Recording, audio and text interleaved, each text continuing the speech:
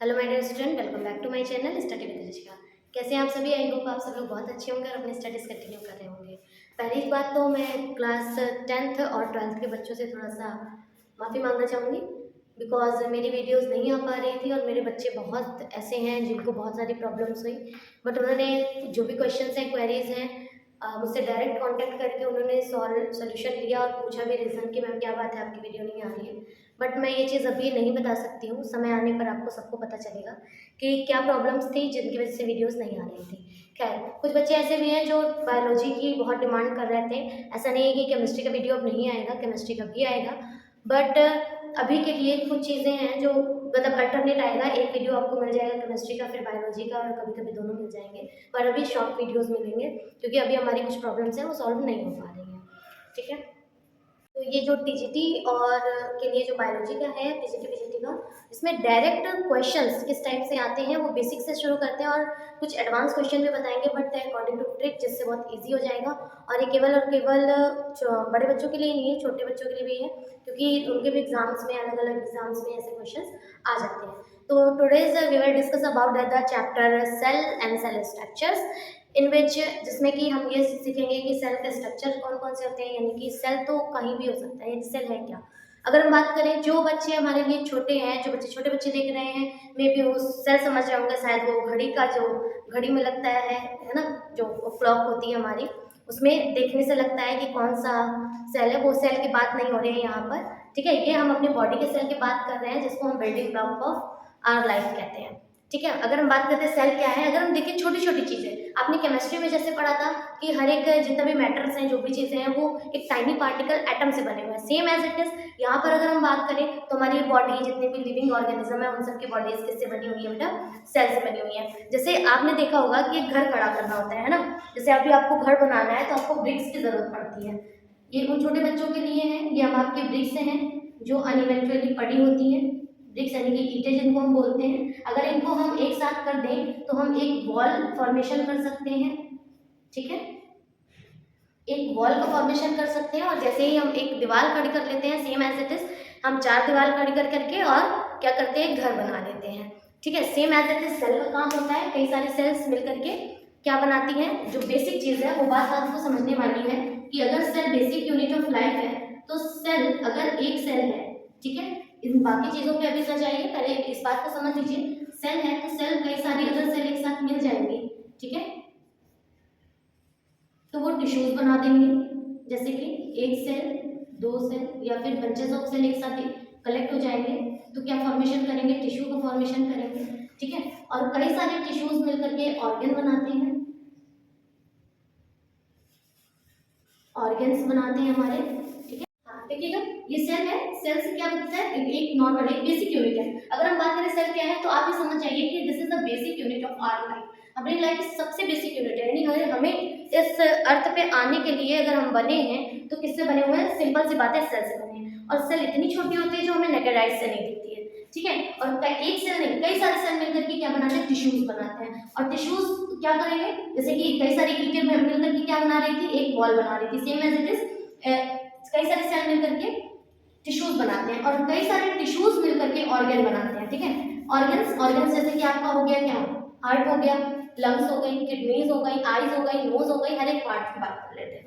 ठीक है, फिर अगर ये सारी बात करें तो ऑर्गन सिस्टम, ये सब कई सारे ऑर्गन्स मिलकर के क्या बनाते हैं? ऑर्गन सिस्टम बनाते हैं। और जब कई सारे ऑर्गन सिस्टम आपस में मिलते हैं, तब जाकर के हमारी एक बॉडी बनती है। ठीक है, इसको हम ऑर्गेनिज्म बोलते हैं। Is that clear? ऑर्गेनिज्म यानी कि जो हमारी बॉडी है। अब हमारी बॉडी लिविंग में, तो हमारी क्या कह सकते हैं हम लोग, लिविंग में भी ऐसा होता है। ठीक है, ऑर्गेनिज्म बनते हैं, same as it is plants में भी होता है, क्योंकि वो भी तो लिविंग है, हम हैं, एनिमल्स हैं और प्लांट्स हैं। ठीक है, यानी कि अब भी क्या बात कर रहे थे हम, जैसे कि ये सेल है, सेल्स कई सारे सेल मिलकर के क्या बनते हैं? टिश्यूज बनते हैं, टिश्यू से ऑर्गन्स, और ऑर्गन से ऑर्गन सिस्टम, ऑर्गन सिस्टम से बॉडी। अब चाहे लिविंग की बात हमने करी है, चाहे वो प्लांट हो या एनिमल्स, ठीक है, दोनों को फॉर्मेशन के लिए, यानी कि बनने के लिए किसकी जरूरत है? सेल्स की जरूरत है। ठीक है, बहुत इस शॉर्ट में समझेंगे, ये बेसिक्स था उन बच्चों के लिए जिन्हें कुछ भी नहीं पता है। अब बात कर लेते हैं प्लांट सेल और एनिमल सेल। यहाँ पे आपको स्ट्रक्चर दिख रहा है, this is a plant cell, this is a animal cell.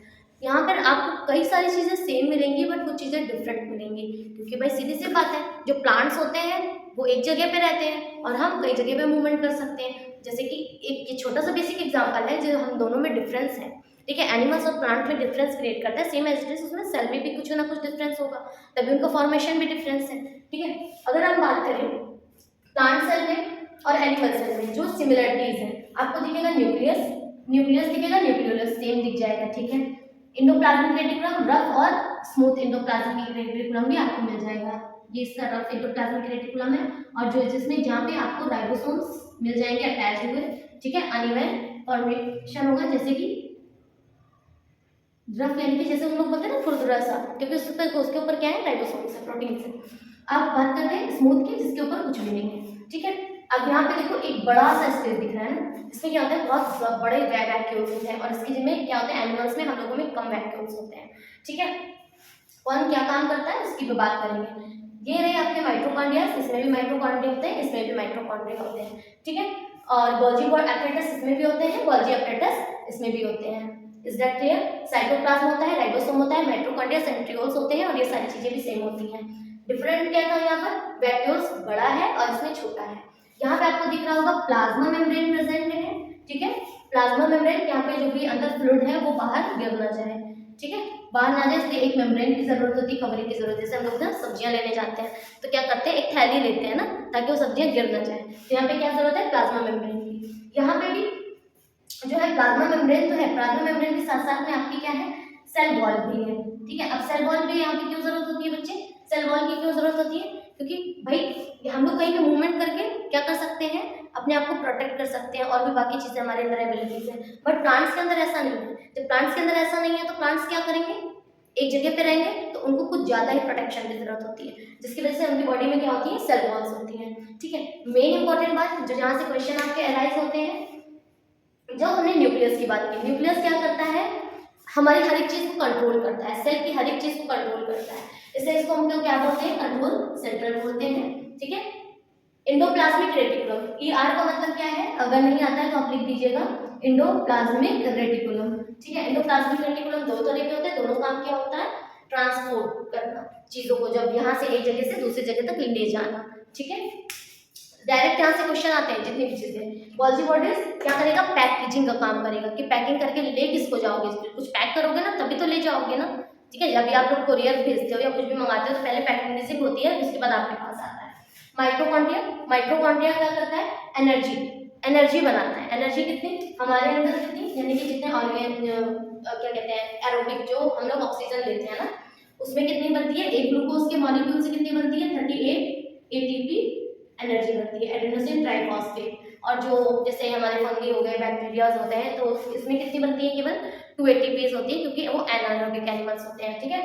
Because आपने देखा होगा अचार बंद भी है तो भी फंगस लग जाते हैं, इसमें तो ऑक्सीजन जा नहीं रहा है, ठीक। वो बातें हो गई, इसीलिए इसको क्या बोलते हैं भाई, एनर्जी आएगी तो क्या आएगा, पावर आएगा, हमारे अंदर पावर आएगा, ठीक है। हम काम कर पाएंगे, हमारे अंदर एबिलिटीज आएगी वर्क करने की, जो वर्क करने की एबिलिटी आएगी तो इसको क्या नाम दे दिया गया, power of house of the cell, ठीक है। अब यहाँ पे बात करते हैं लाइसोसोम। यहाँ पे देखो एक लाइसोसोम यहाँ पे प्रेजेंट है, बट आपने कहीं भी इसमें लाइसोसोम नहीं देखा होगा, ठीक है। कभी मम्मी पिटाई करती है तो क्या होता है, जहाँ पे भी पिटाई लगती है या फिर स्टिक पड़ती है तो क्या हो जाता है, वहाँ पे काला पड़ जाता है ना, ऐसे लगता है कि क्या हो गया, दाग जैसा हो जाता है। वो दाग कैसे होता है, ये पिंपल्स निकल आते हैं, ध्यान दिया होगा गर्ल्स ने, तो क्या होते हैं, स्पॉट्स पड़ जाते हैं। वहाँ पे जब ज्यादा प्रेशर बनता है, इसमें लाइसोसोम्स में, ठीक है, प्रेशर बनता है तो ये क्या करते हैं, ये अपने आप को ब्लास्ट कर देती है, ब्लास्ट कर देती है। जब ब्लास्ट कर देगी भाई, बम की तरह ब्लास्ट हो जाएगा, तो ये सारी चीजें क्या हो जाएंगी, खत्म हो जाएंगी, जिसकी वजह से क्या हो गया, उसने सुसाइड कर दिया। क्या कर दिया बच्चे, सुसाइड कर दिया। इस वजह से सुसाइड बैग किसको कहा जाता है, लाइसोसोम कहा जाता है। अब जितनी भी वेस्ट चीजें हैं, जो भी सेल के अंदर वेस्ट मटेरियल आता है, कुछ भी आता है, वो अपने अंदर लेती हैं और वेस्ट प्रोडक्ट को क्या करती हैं, एब्जॉर्ब करके डिस्ट्रॉय करने का काम करती हैं। So that's why waste destroyer is also known as. इसी तरह की आगे की वीडियो आपको मिलती रहेंगी शॉर्ट में। प्लीज़ चैनल को लाइक करें, सब्सक्राइब करें, और काफ़ी चीज़ें हैं जो हम आपको उसके साथ शेयर करना चाहते हैं, बट हमें अभी आपकी सपोर्ट की बहुत ज़रूरत है। So please support me and thank you so much for watching. Next video जल्दी मिलेगा।